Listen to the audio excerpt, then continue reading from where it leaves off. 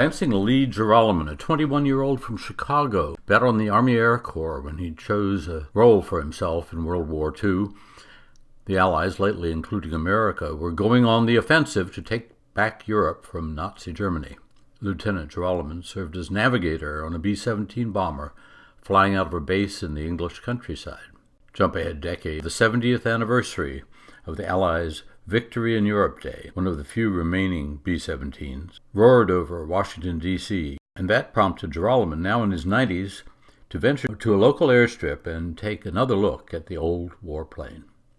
On the front underside of the B-17, Joralemon took special interest in a hatch like the one he used 70 years earlier to parachute out of the plane when shells from a German fighter set it on fire in 1944. I was in the 8th Air Force. 8th Air Force. Stationed in England. Mm-hmm. And I was in a bomb group. This number I don't remember, 300 and something other bomb group. Uh-huh. And we flew missions from our base in Molesworth, England. Molesworth.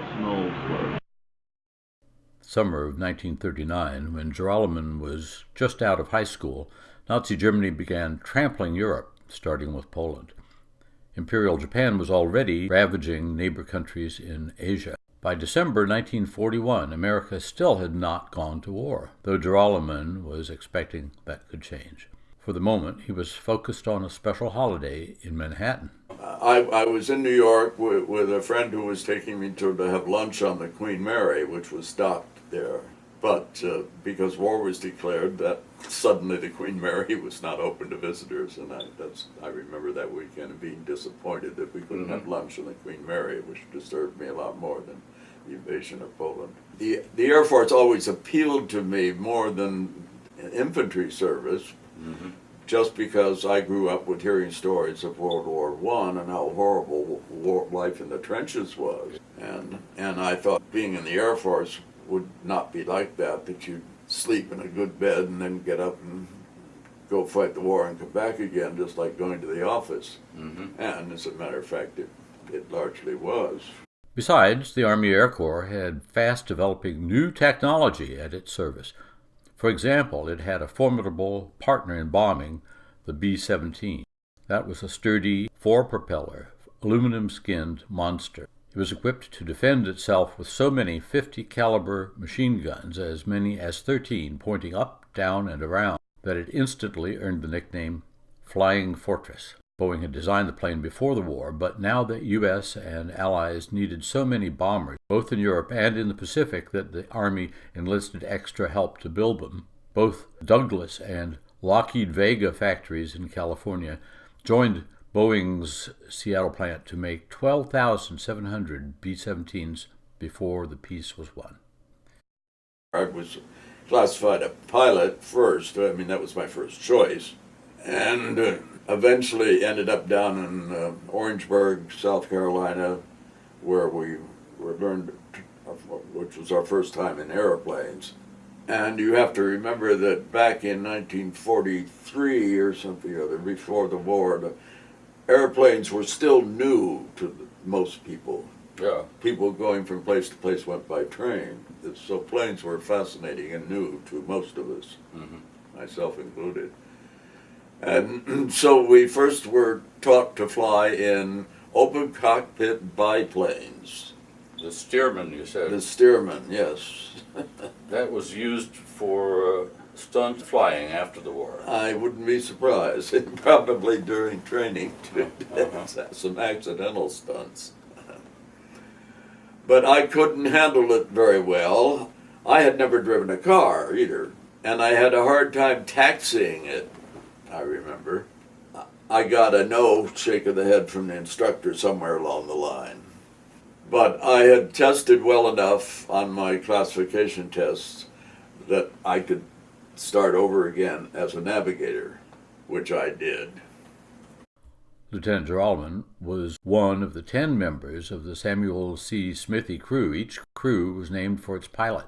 Some bomber crews chalked up dozens of missions over Europe before going home or going down. However, the Smithy crew's work was cut short at about 11 missions. An official document listed 11, and Joralemon agrees. though in these interviews he says 10. In their time at the Molesworth airfield, the Smithy crew used 9 different B-17s, mostly with jaunty and bold nicknames. The nose of their last plane was painted Hell in the Heavens, sometimes shortened to a saucy woman's name, Hell in Heavens. Crew reported to Molesworth, west of Cambridge in England, just before a major turning point in the war, D-Day, the massive return of Allied troops to France, June 6, 1944. Depending on how far we had to go, sometimes we'd get up at 3 or 4 o'clock in the morning. We wouldn't even know when we were going on a mission the night before. We would all have our names at the foot of our bed, and if we were going on a mission, an orderly or someone would come and wake us at 2 or 3 o'clock in the morning. And you'd say, uh-oh, here we go, and you'd grab a bite, and if it was somewhere like Munich, there'd be a big groan, because it would mean an all-day trip. And it's usually dark when we would take off, or foggy, and there were smudge spots along the runway, so we could see the runway in the fog. But when we got, say, 500 feet above the fog, it was clear. And then we would take an hour or more to group with other planes. Oh, so you flew in circles for a while? Well, we flew in circles to do 2 things. To group, we flew in groups of 3, and then the 3 made up a squadron, and the squadron made up a group. I've forgotten the terminology now, but there'd be a whole bunch of us together eventually. But at the same time, we were gaining altitude, so that when we crossed the channel, we were maybe over 20,000 feet, and I think we got close to 30,000 feet by the time we were over our target. There was no evasive action possible going over the target, which we could see in front of us by the dark, or the red with the dark center flashes of the German anti-aircraft guns exploding, and we would go right into that to drop our bombs. But the bombardier then took over control of the plane through his Norden bomb sight. He was flying the plane for about 5 minutes or so. I was doing nothing but keeping track of where we were, because I was not the lead navigator. We were, in effect, just following the plane in front of us, but off our wingtip. 7 weeks after D-Day, with Allied troops still bottled up near their Normandy beachhead, the Smithy crew flew its first mission, July 25, carpet bombing the German line near the French town of Saint-Lô. Then the Allies would be able to push eastward to liberate Paris. Now, I almost think it was our first mission. It was very unusual because that was a tactical rather than a strategic mission. We were assisting the ground troops in northern France at a place called Saint-Lô, and the plane bucked and tipped, and it was at low altitude. So. And this was during the day? Yes, everything was during the day. But you tried to reach the target at night, didn't you? Or No. Preferably during the the day. The RAF did nighttime bombing, and we, those crazy Americans, did daylight bombing. Why was that? Just probably easier. But didn't it make you more vulnerable to but anti-aircraft? I don't know all the arguments. Maybe we could fly at a higher altitude, or we have better fighter escorts with us, but the fighters couldn't go the distance for the most part. There was no fighter escort with us when we were shot down. Later that summer, the Smithy crew went after munition plants and other targets. They blasted sites around Orléans and Chartres in occupied France, Munich, Metz, and Stuttgart in Germany. I think almost every mission there was some little chunk or piece out of the plane. You know, you could hear things hit the plane, but it wasn't strong enough to disable us. And you'd fly out and then take a deep breath and sit down and relax for a 4-hour trip home, except on the 10th mission, it didn't work out that way. The 11th mission was August 15, 1944.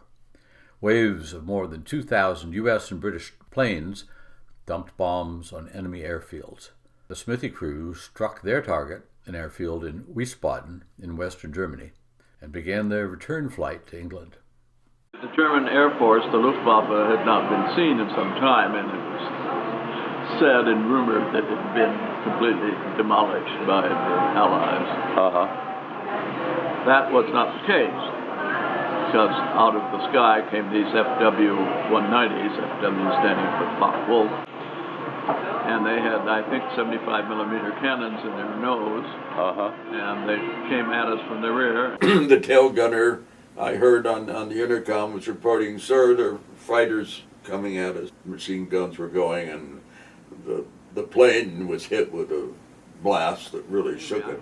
I remember seeing the FW-190 just off our wing, and I had a machine gun. Everyone had a caliber 50 machine gun, and I shot at it. I don't know what happened. But they shot at you too. Well, no.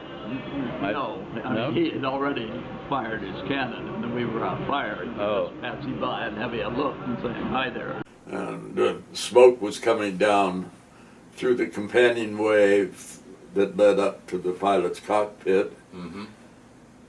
I took a fire extinguisher off the wall and was crawling back to see whether I could do anything, and I met the pilot crawling down, and he was white as a sheet, and he said, "Get out!" And so I turned around and went to the hatch and got my little frisson of excitement over grabbing that red handle that says emergency only, you know, and to pull it, and the door just dropped out. And then the bombardier, who was still kneeling over his guns up in the front of our compartment, I tapped him on the shoulder, and our intercom was out, and said, indicated we're leaving, and he came by, and I can't remember why, but he went out first, and I went after him. And the pilot went out? I'm not sure when the pilot went out. I'm not sure. The pilot had been, that's why apparently he was so wide. The pilot had been shot or wounded somehow in his left hand. And the co-pilot, who I found out later, was hit in the ankle. And all the enlisted men perished. And I don't know the details. They were the gunners in the back. Yeah. The details I don't know. The plane was on fire. Well, the 4 lieutenants from the front, including Joralemon, bailed out. They would survive the war in POW camps, though it was not just a day at the office. One of the waist gunners, Sergeant Leonard Feldman, also survived. He'd been sick that morning and missed the flight. But the 5 other enlisted men on the doomed plane, stationed in back at the radio and in gun turrets, were never seen again. Their bodies are buried in a shared grave at Arlington National Cemetery. Its cockpit abandoned, the plane continued for a while, crashing about 100 miles west of Wiesbaden. A huge number of our planes were shot down. During several major missions in 1944, the Army lost as many as 60 bombers in a day, and many of their flyers were killed. At war's end, 55% of the Army's planes had been lost in action. And the human toll. In the 8th Air Force that bombed Northern Europe, 13% of the U.S. flyers died, more than 1 in 7. 26,000 of the 350,000 who served. Okay, so you pulled your cord. Then I floated earthward. It was a beautiful summer day on the 15th of August. The only thing I remember specifically worrying about was a story I had heard, which might have been apocryphal, I don't know, that German fighters would have target practice with people coming down in parachutes. And I thought, oh my God, you know. The other thing I remember about coming down was the quiet. I had never experienced such complete lack of any sort of noise whatsoever. Even with the war going on? Oh, well, yeah. But that was miles away. But there was utter silence. I mean, no breeze, no leaves rustling or birds or insects. But you must have been feeling breeze from No, as you were I passing don't through remember. all of that area. No, I don't remember. Remember so. My parachute was 22 feet in diameter, and someone once told me, and I've never gotten any real confirmation on this, that it falls at a definite mathematical rate, and from 30,000 feet that it would take like almost 20 minutes to hit the ground, which struck me as an awfully long time, and that may not be true. Because I don't remember it seeming like 20 minutes. But on the other hand, I may have passed out for lack of oxygen on the way down, too, because of course we were disconnected from our supply. We have to be on oxygen at that altitude. Did you land in a tree or No. in a field?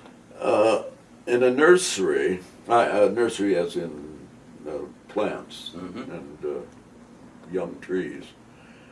I had looked down when I was, I don't know, 3,000 or 4,000 feet up, I guess maybe, and could see 2 or 3 people running around and looking up. I unhooked my chute, and I don't know how long I was there. I heard voices, which of course were speaking German, which I didn't understand. They seemed to be excited voices, but they didn't find me. If in fact they were looking for me, I don't know. I buried my parachute, and again, because I had been following our course on a chart, I knew vaguely where I was, or where the plane had been. There were a group of underground fighters called the Maquis, the French, that assisted downed warriors. And if I could contact them, I would just go west. And I did. I was near Trier, a town. But I was just out in the country, and there was a little tributary to this river with little islets in it, and I swam out to one of those. I put my clothes on top of me and swam out. As an illustration in a Dr. Dolittle book had shown me as a child, that I remember somebody swimming with their clothes on top of their head.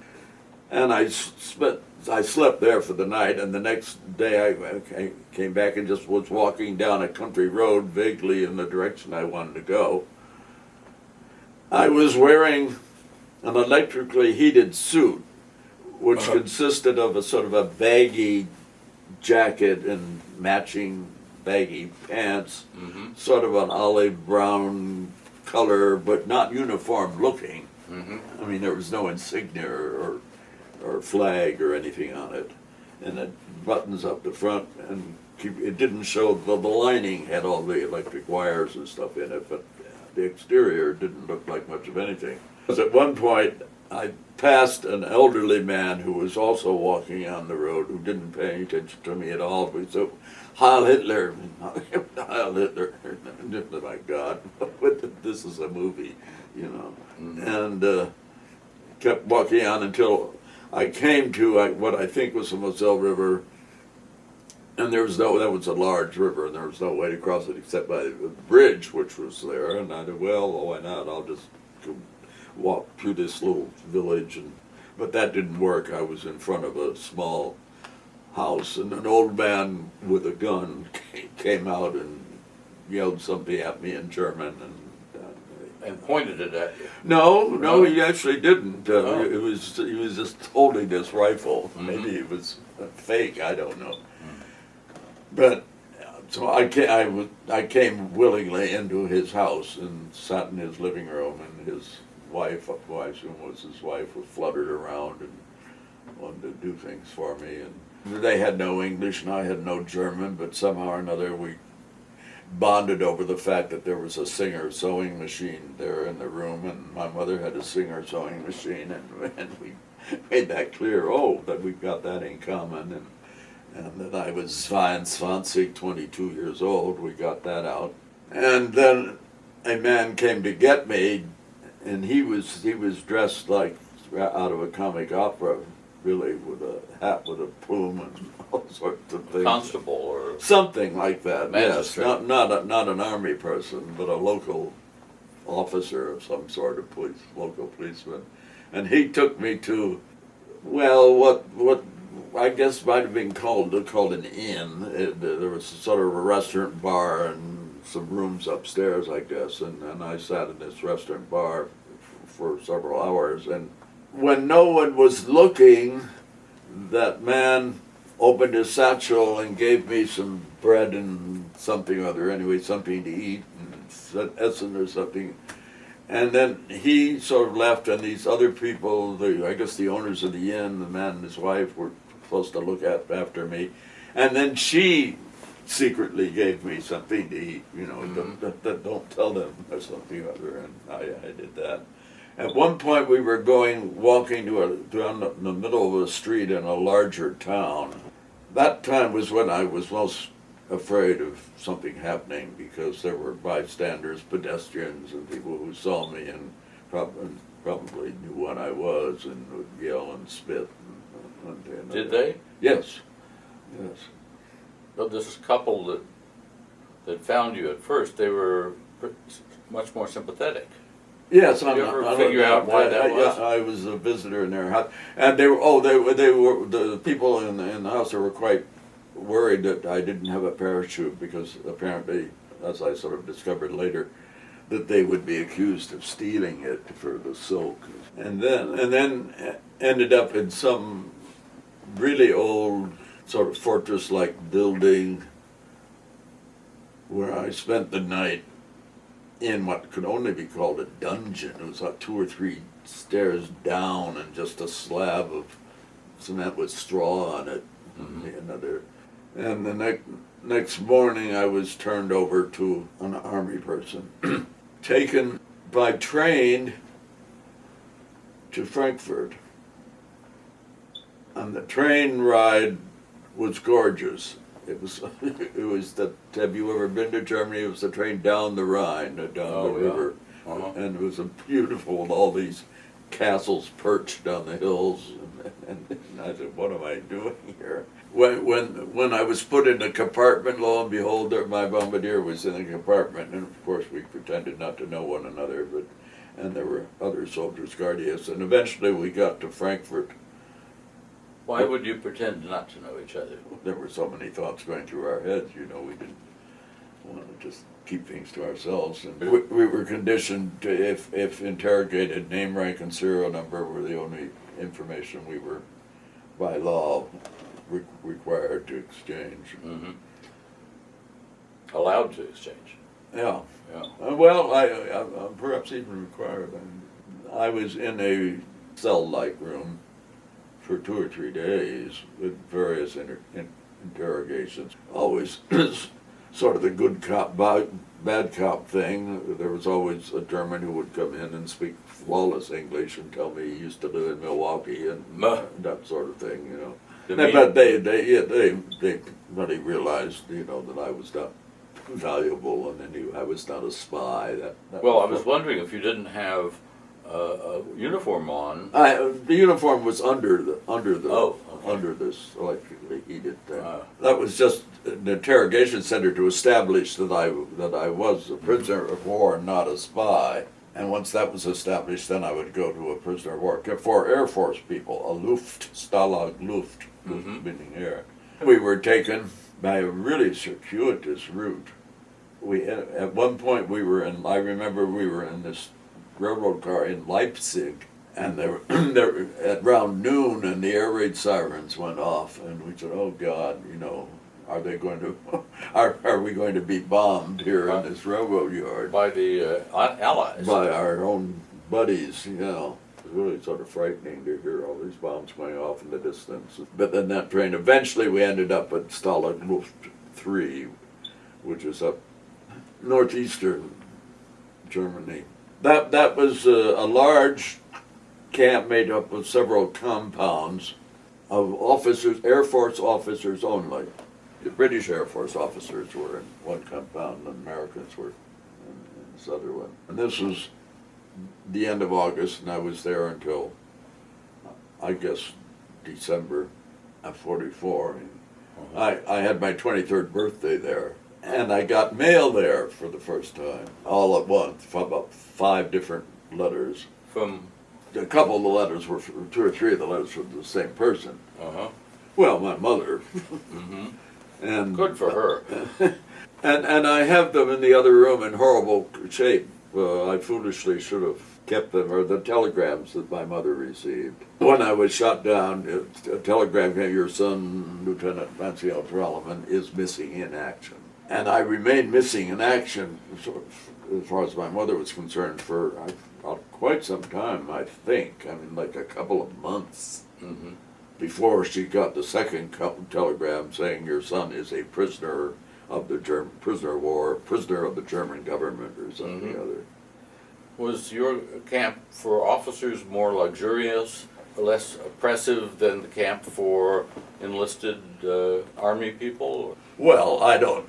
It certainly was not luxurious, but perhaps. But the main difference is that enlisted men were allowed to be put to. This is the Geneva Convention, which it did not allow officers to be made to work, and we didn't. But enlisted men were allowed to go out and chop down trees or haul trash or dig trenches or bring in the crops, whatever.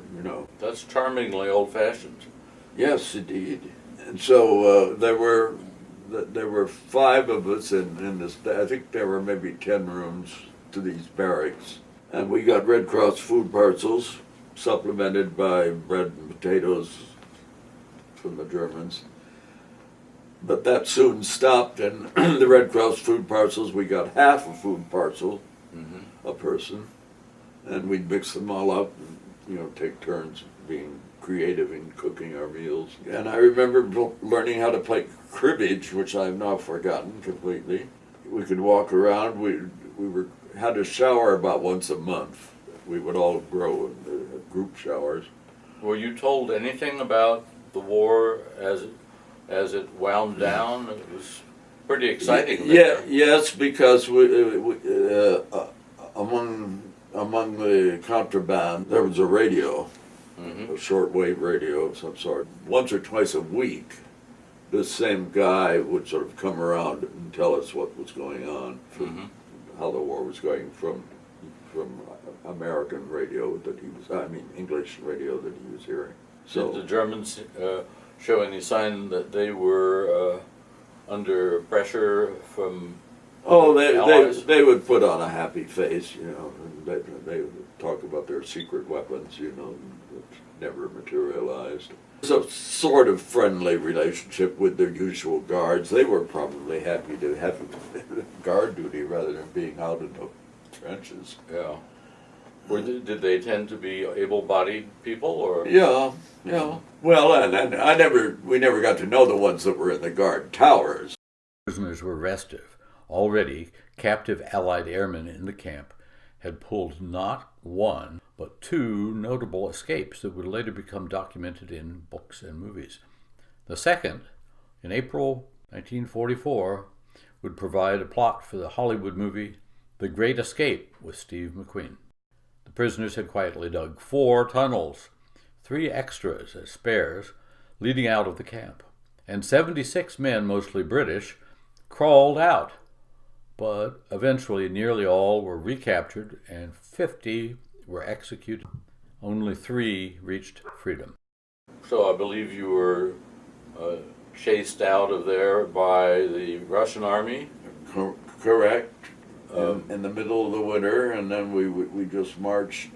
We were just melded into a whole road full of people, civilians of all kinds, fleeing the westward approach of the Russian army. And I guess it was January or something, but it was a terrific winter. I mean, it was snow and ice all the time.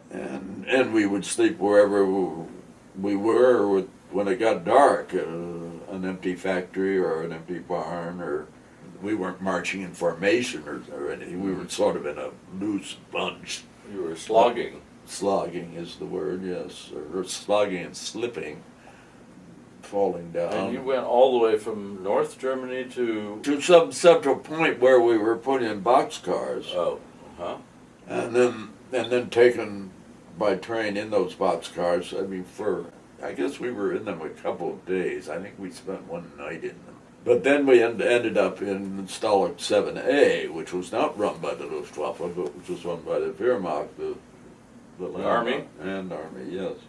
And it wasn't as pleasant, and I can't quite remember why, but it was more severe. And that was, and we were there until May. Now, when you were put in boxcars, were you aware that a lot of Jews and No. homosexuals and Jehovah's Witnesses had been put in boxcars? You had I wasn't. Uh-huh. I wasn't, no.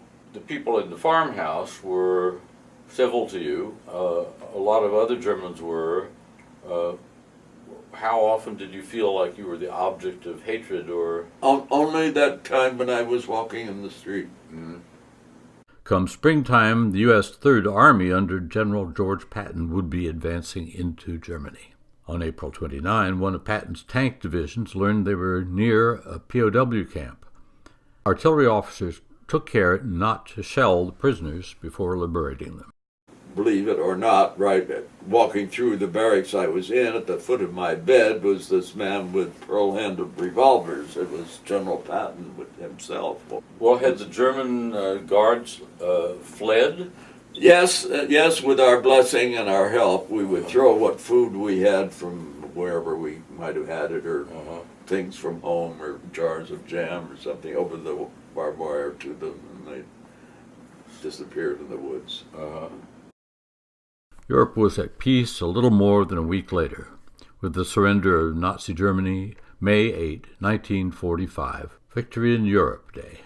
Victory over Japan came 3 months later, in August 1945, after the U.S. dropped atomic bombs. In due course, we were taken to more or less to an airport somewhere. And it was at that time, on that drive, and I don't know whether it was the outskirts of Munich or what it would have been, but it was the first time that the extent of the damage of the war was apparent to me. Block after block of just tall buildings were just nothing, but their outer skeletons were standing, and it was just jaw-dropping to see all that. When I got out, it was over, and I paid no more attention to it. I was never a joiner. I understand that there are organizations, former POWs, that have conventions and meetings and that sort of thing. That never interested me. Did you stay in touch with any of the other people in your... No, the only one that I stayed in touch with, or he stayed in touch with me, and sometime after he'd gotten my phone number, was Paul Boat, the co-pilot, who had his own business down in Florida and raised a family and eventually died. I did correspond once, just a sort of catch-up letter with Bobby Klein, who was Bob Badier. So it was just over in 3 years, and I was completely rudderless as far as I wasn't aiming to do anything in particular or go to. I would go to college. I knew that because it was free. The GI Bill had passed. I ended up going to Champlain College, which is in Plattsburgh, New York, which was one of a group of colleges that was set up especially for servicemen at the end of the war, because there was this flood of people, and a lot of the conventional colleges just didn't have room. And it was a 2-year college, and the idea was then you would go on to somewhere else. And I did that, and then sort of thought I wanted to have a career in music, but I didn't know on what level. Maybe musicology, not as a performer at all, although I did play the piano. But so I ended up transferring to Boston University School of Music, and was on a track there to get a master's in musicology, I guess. But I had to leave because I was the sole support of my mother, and there was no money of any kind. And she was still in Chicago? No, no. By that time, my mother had a sister and a son-in-law who was here in Washington, the head of vocational education here in Washington. And I said to my mother, why didn't she move to Washington? Because there was no relatives or any other close friends in Chicago for her. Oh, well, you did have a career in music as the most dedicated listener to music in the city, one of them, and also you were working with the Washington Performing Arts Society for. I did. Yeah. Patrick Hayes, I think, founded it. He did. Was the only impresario in town for a long time.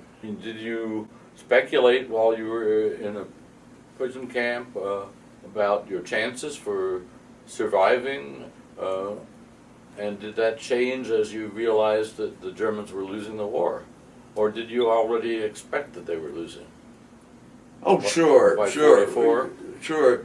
The mantra was the war's going to be over by Christmas. That's what everybody said, and then, of course, it wasn't. I didn't know anything about, or we didn't know anything about the Battle of the Bulge, which occurred, while we were in prison camp, which extended the war. But no, I don't remember ever having a feeling of dread or fear. It was just, as one of our German guards was fond of saying, "For you, the war is over." Yeah? And then, well, it was. Major thanks to the many photographers and artists whose work illustrates this story of the Air Corps. Notably, Keith Ferris painted this 75-foot mural that hangs in the Smithsonian Air and Space Museum in D.C. Ferris permitted us to include the mural and 3 other of his carefully researched paintings of the German ambush that killed half of the Smithy crew and destroyed its plane that same day, August 15, 1944.